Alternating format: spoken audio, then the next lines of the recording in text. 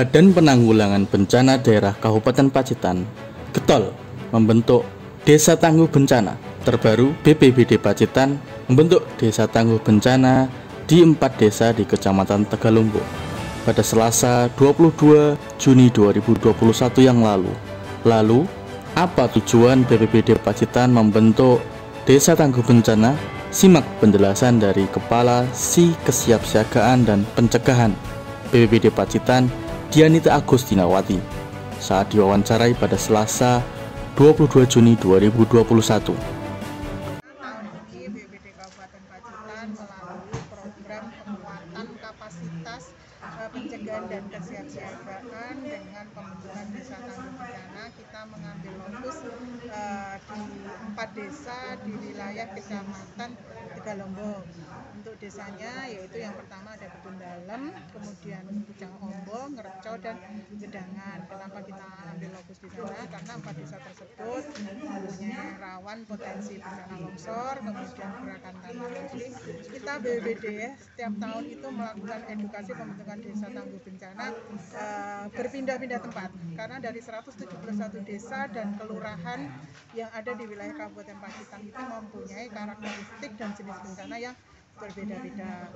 Tujuan dibentuknya pembentukan bencana ini yaitu yang pertama, masyarakat, pemerintah desa, tokoh masyarakat, Karang Taruna, dan unsur-unsur yang terlibat itu lebih bisa memahami dan bisa melaksanakan atau melakukan penanggulangan bencana baik pada saat bencana sampai dengan pasca bencana itu secara mandiri dalam waktu kurang lebih 1 atau 2 kali 24 jam.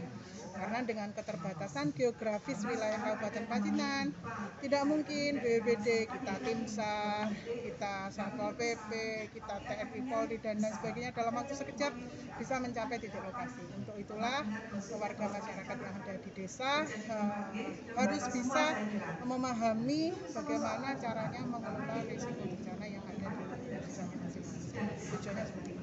Saat ini ada berapa sih desa di Pacitan ini? Untuk desanya di Kabupaten Pacitan kurang lebih hampir sekitar 80-an dengan kategori mulai dari Pratama, kemudian Madya sampai dengan Utama. Jadi kategori pembentukan Desa Tangguh Bencana sesuai dengan perda dari BNPB itu ada klasifikasinya. Jadi kalau sebenarnya desa sudah bisa menganggarkan dana desa untuk penanggulangan bencana, mempunyai forum relawan desa, mempunyai jalur evakuasi, sistem peringatan dini dan kajian risiko yang ada di desa itu bisa dikatakan desa tersebut sudah menjadi kategori Desa Tangguh Bencana kategori utama. Kemudian di bawahnya ada Madya, kemudian di bawahnya lagi ada Pratama. Jadi di samping itu BPBD juga mendorong penggunaan dana desa ini?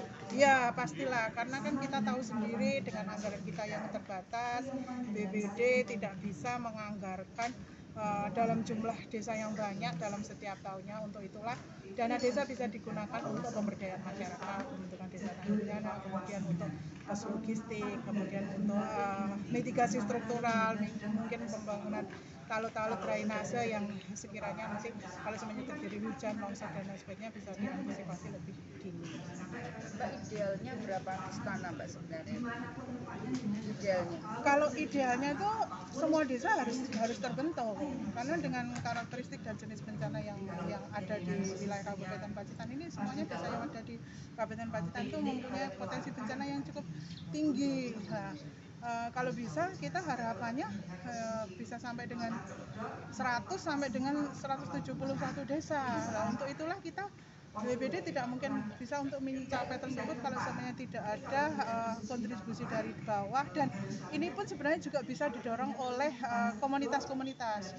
Jadi misal forum pengurangan risiko bencana, misal nanti dari CSR-nya BRI, BNI, seperti itu juga sebenarnya bisa membentuk desa binaan di wilayahnya masing-masing. Kemudian misal ada komunitas misal kayak MDMC, LPBNU, itu juga sebenarnya bisa membantu. Jadi itulah yang namanya bencana itu merupakan urusan bersama, baik pemerintah daerah, kemudian dunia usaha dan masyarakat itu sendiri. Tidak terkecuali juga dari media pun kita juga mengapresiasi, sudah selalu sering memberikan berita-berita edukasi kebencanaan kepada masyarakat secara maksimal.